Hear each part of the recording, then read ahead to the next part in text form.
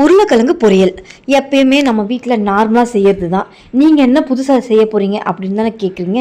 இன்றைக்கி நம்ம புதுசான ஸ்டைலில் உருளைக்கிழங்கு முட்டை பொரியல் தான் பார்க்க போகிறோம்.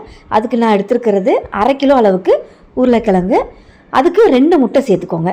உருளைக்கிழங்குல இருக்கிற அந்த தோலை நல்லா பீல் பண்ணிவிட்டு கட் பண்ணிவிட்டு தண்ணியில் சேர்த்துக்கலாம். தண்ணியில் சேர்க்காமல் அப்படியே வச்சிங்கன்னா உருளைக்கிழங்கு கருப்பாயிரும். ஃபஸ்ட்டு தண்ணியில் நல்லா பிசைஞ்சு விட்டு கிழங்கு மேலே மாவு படர்ந்த மாதிரி இருக்கும். அதை நல்லா வாஷ் பண்ணி இந்த ஃபஸ்ட்டு தண்ணியை கீழே ஊற்றிட்டு திரும்பவும் நல்ல தண்ணி போட்டு அதில் இந்த கிழங்கை எடுத்து வச்சுருங்க. செய்ய போகிறதுக்கு முன்னாடி இந்த ப்ராசஸ் செஞ்சு வச்சுட்டிங்க அப்படின்னா செய்யறதுக்கு ஈஸியாக இருக்கும். அடுத்து கடாயில் 2 ஸ்பூன் எண்ணெய் சேர்த்துக்கிறேன். எண்ணெய் நல்லா ஹீட் ஆனதும் 1/4 ஸ்பூன் சீரகம், ஒரு வரமிளகாய் கிள்ளி சேர்த்துட்டு ஒரு 4 பல்லு பூண்டை நல்லா ஸ்லைஸாக கட் பண்ணி பொடியாக நறுக்கின ஒரு இனுக்கு கருவேப்பிலை இதெல்லாம் சேர்த்து எண்ணெயில் ஒரு 1/2 நிமிஷத்துக்கு நல்லா மிக்ஸ் பண்ணிக்கோங்க.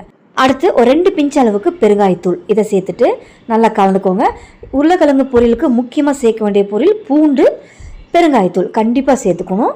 அடுத்து ஒரு மீடியமான சைஸ் வெங்காயம் பொடியாக நறுக்கினதை சேர்த்து ஒரு கண்ணாடி பதம் வர்ற வரைக்கும் மட்டும் வதக்கிக்கோங்க. ரொம்ப கலர் சேஞ்ச் ஆகணும்னு அவசியம் இல்லை. நெக்ஸ்ட் இதில் கட் பண்ணி வச்ச உருளைக்கிழங்கை சுத்தமாக தண்ணியை வடிச்சிட்டு சேர்த்துக்கிறேன். என்னதான் சுத்தமாக வடிச்சிட்டு சேர்த்தாலுமே லேசாக தண்ணி இருக்க தான் செய்யும். அந்த தண்ணியே இந்த கிழங்கு வேகிறதுக்கு போதுமானது. உங்களுக்கு பத்தலைன்னா லேசாக தண்ணி தெளித்து விட்டு வேக வச்சுக்கலாம். இது கூட ஒரு 1/4 ஸ்பூன் மஞ்சள் பொடியும் இந்த உருளைக்கிழங்குக்கு தேவையான உப்பையும் சேர்த்துட்டு நல்லா ஒரு மிக்ஸ் கொடுத்துட்டு ஸ்லோ ஃப்ளேமில் ஒரு 10 நிமிஷம் மூடி வச்சுருங்க. 3 நிமிஷத்துக்கு ஒரு முறை 3 நிமிஷத்துக்கு ஒரு முறை நல்லா ஓப்பன் பண்ணி நல்லா மிக்ஸ் பண்ணி விட்டு இந்த உருளைக்கிழங்கு வேக வச்சிங்க அப்படின்னா கரெக்டான பதத்தில் வெந்து வந்துடும். இப்போ கிட்டத்தட்ட ஒரு 10 நிமிஷம் கழித்து நான் ஓப்பன் பண்ணியிருக்கேன். கிழங்கு பர்ஃபெக்டாக வெந்திருக்கு. இந்த பொரியலோட ஸ்பெஷாலிட்டியே இதில் சேர்க்க போகிற மசாலாவும் முட்டை மட்டும்தான். அது என்ன மசாலான்னு தானே கேட்குறீங்க. சிக்கன் 65 மசாலா 10 ரூபா பேக்கெட் தான் வாங்கியிருக்கேன். இவ்வளோ தேவைப்படாது. ஒரு டேபிள் ஸ்பூன் அளவுக்கு மட்டும் இதில் சேர்த்துக்கிறேன். இந்த சிக்கன் 65 மசாலா பொடியிலேயே ஸ்பைசியஸ் எல்லாமே இருக்கும். நீங்கள் வேறு எந்த ஸ்பைசியஸ் பவுடருமே ஆட் பண்ணவே வேணாம். இதை நல்லா சேர்த்துட்டு இதையுமே ஒரு நிமிஷத்துக்கு நல்லா மிக்ஸ் பண்ணி விட்டுருங்க. மசாலாவில் இருக்கிற பச்சை வாசனை போகணும் முக்கியமாக. அதுக்கு பிறகு தான் நம்ம முட்டை ஆட் பண்ண போகிறோம். 1/2 கிலோ உருளைக்கிழங்குக்கு 2 முட்டை சேர்த்துக்கோங்க. இப்போ 2 முட்டையை உடச்சி ஊற்றிட்டு இந்த முட்டைக்கு தகுந்த மாதிரி கொஞ்சமாக உப்பு தூவி விட்டுக்கிறேன். தூவி விட்டுட்டு நல்லா அந்த முட்டையை எல்லா இடத்துல படுற மாதிரி நல்லா மிக்ஸ் பண்ணி விட்டு முட்டை சேர்த்து மிக்ஸ் பண்ண ஆரம்பிக்கும் போது ஃப்ளேமை ஹையில் வச்சுருங்க.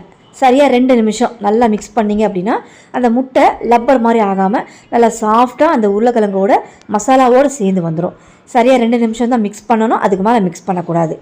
இது வரைக்கும் நீங்கள் உருளைக்கிழங்கு பொரியல் இந்த மாதிரி செய்யலை அப்படின்னா கண்டிப்பாக ட்ரை பண்ணி பாருங்கள். இனி இந்த மாதிரி செய்ய சொல்லி கேட்பாங்க. ஏன்னா நான்வெஜ் ஃபீல் கொடுத்துரும் இந்த பொரியல் சாப்பிடும்போது. கண்டிப்பாக ட்ரை பண்ணி பாருங்கள். இப்போ 2 நிமிஷம் நல்லா மிக்ஸ் பண்ணதுமே கடைசியாக கொத்தமல்லி தூவி இறக்கிடுங்க. சிம்பிளாக ஒரு ரசம் சாதம், தயிர் சாதம் இதுக்கு இந்த பொரியலை வச்சு கொடுத்துட்டிங்கன்னா சாப்பாடும் மிஞ்சாது, இந்த பொரியலும் மிஞ்சாது. அந்த மாதிரி இருக்கும் இந்த டேஸ்ட்டு. கண்டிப்பாக ட்ரை பண்ணி பார்த்துட்டு டேஸ்ட் எப்படி வந்துச்சுன்னு கமெண்ட்டில் சொல்லுங்கள். வீடியோ பிடிச்சிருந்தால் சப்ஸ்கிரைப் பண்ணுங்கள். தேங்க்ஸ் ஃபார் வாட்சிங்.